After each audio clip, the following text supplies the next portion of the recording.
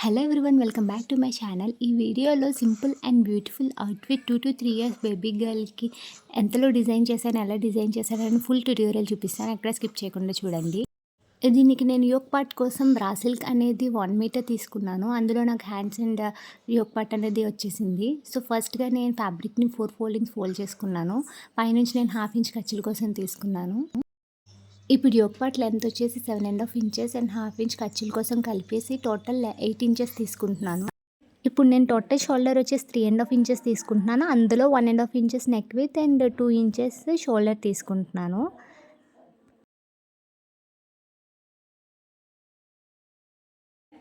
And arm down వచ్చేసి 4.5 inches తీసుకుంటున్నాను.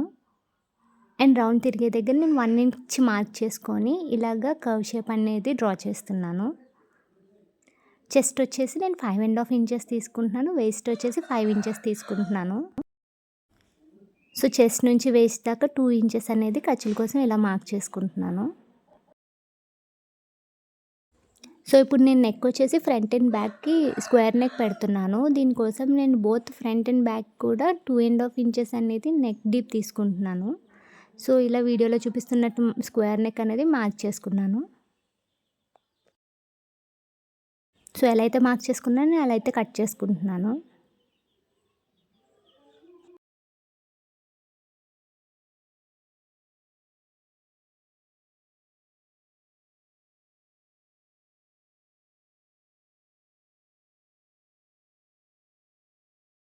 ఇప్పుడు main fabric right side place చేసుకొని దానిపైన లైనింగ్ ఫ్యాబ్రిక్ ప్లేస్ చేసుకొని వీడియోలో చూపిస్తున్నట్టు నెక్ అనేది ఇలా స్టిచ్ చేసుకోవాలి. Both front and back next ఇలాగే పెట్టుకోవాలి. ఇప్పుడు హ్యాండ్స్ నేను డిజైన్ చేస్తున్నాను. దీనికోసం ఫ్యాబ్రిక్ని 4 ఫోల్డింగ్స్ ఫోల్డ్ చేశాను.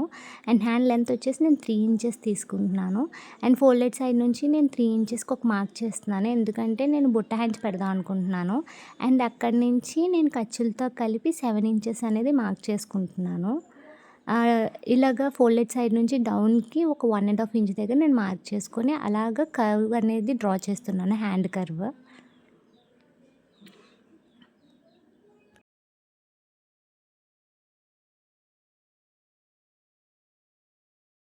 సో ఇప్పుడు నేను ఎలా అయితే మార్క్ చేసుకున్నా అలా కట్ చేసుకుంటున్నాను.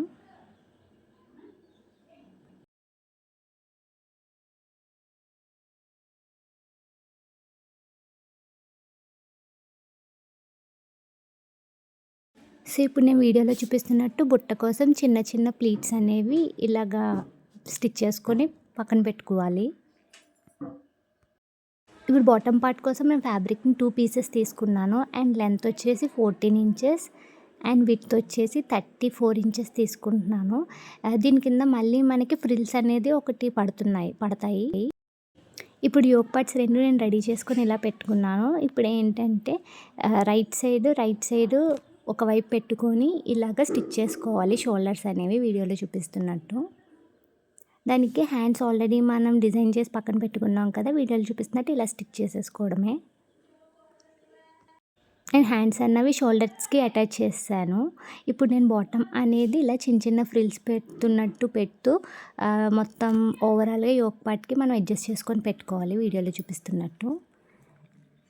అండ్ మన బాటమ్ పార్ట్కి మళ్ళీ ఇంకో ఫ్రిల్ అటాచ్ చేస్తుందని చెప్పాను కదా, దానికోసం నేను ఫ్యాబ్రిక్ని ఏంటంటే ఇలా కట్ చేస్తున్నాను.